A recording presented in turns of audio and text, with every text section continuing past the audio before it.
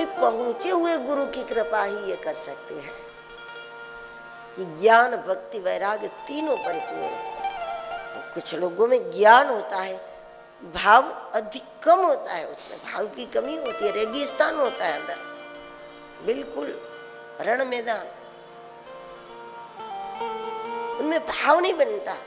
किसी किसी में भाव ही बनता है, रोते ही रहते, रोते ही रहते, रोते ही रहते।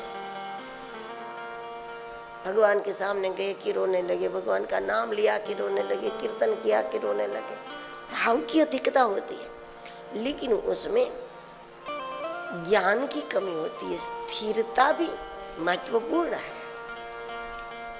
स्थिरता भी जरूरी है जीवन में। केवल भावुकता से भरा व्यक्ति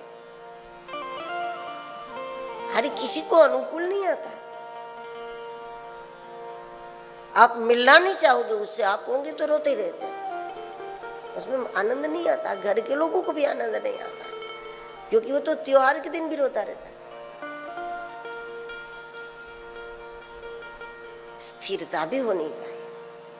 भाव का अतिरेक बीमारी है। अपने भाव को रोक न पाना बीमारी है। ऐसा नहीं ज्ञानी में भाव नहीं होता, ऐसा नहीं कि ज्ञानी रोता नहीं है, लेकिन वो आंसुओं को पी लेता है, उसकी भूमिका बाहर नहीं निकलती।